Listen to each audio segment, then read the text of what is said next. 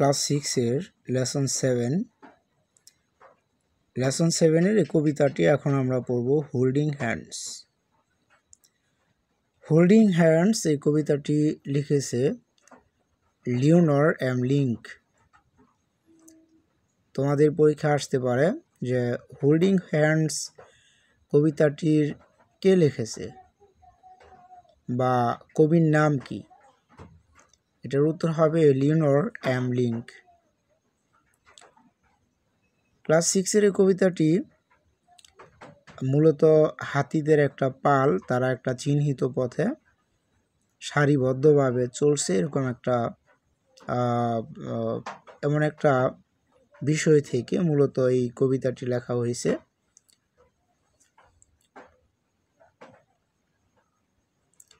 Elephants মানে হাতিরা, walking হাঁটছে, হাতিরা হাঁটছে। অ্যালং দি ট্রেইলস মানে চিহ্নিত পথে, ট্রেইলস মানে চিহ্নিত পথ, অ্যালং দি ট্রেইলস চিহ্নিত পথে তারা হাঁটছে।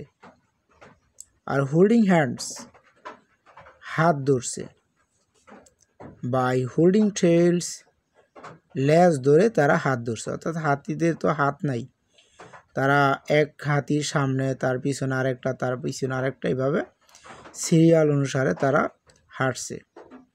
আর ওই সময় এক হাতি অন্য হাতির লেজ ধরে হাঁটছে। কিভাবে ধরছে? ট্রাঙ্কস অ্যান্ড টেইলস মানে সুর এবং লেজ তারা ধরছে।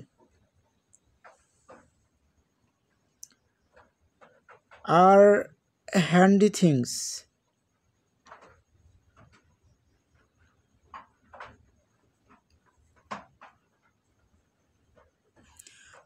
থিংস কার্যকর জিনিস, মানে খুব উপকারী বা কার্যকর জিনিসগুলো আর কি। হোয়েন এলিফ্যান্টস ওয়াক যখন হাতিরা হাঁটে, যখন এলিফ্যান্টস হাতিরা ওয়াক হাঁটে।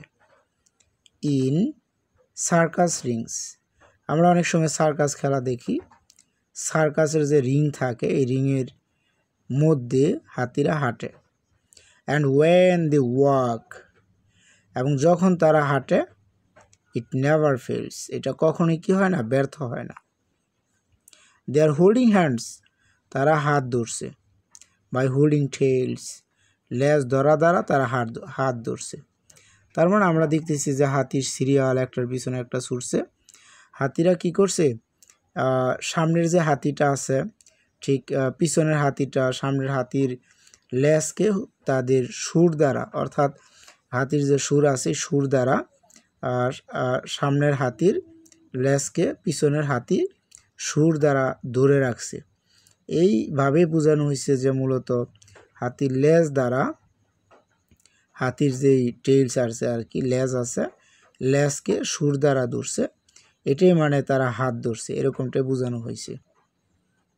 মূলত হাতিগুলো একটা চিহ্নিত পথে তারা হাঁটছে, আর তারা হাঁটছে, তারা একে অন্যের হাত ধরছে, মানে সুর দিয়ে একটা হাতি আর একটা হাতির লেজ ধরে একটা চিহ্নিত পথে সারিবদ্ধভাবে তারা চলছে, এরকমটাই বলছে।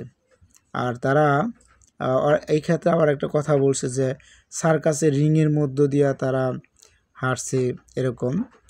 আর তারা যখন হাঁটে ওই সময় তারা কখনো ব্যর্থ হয় না।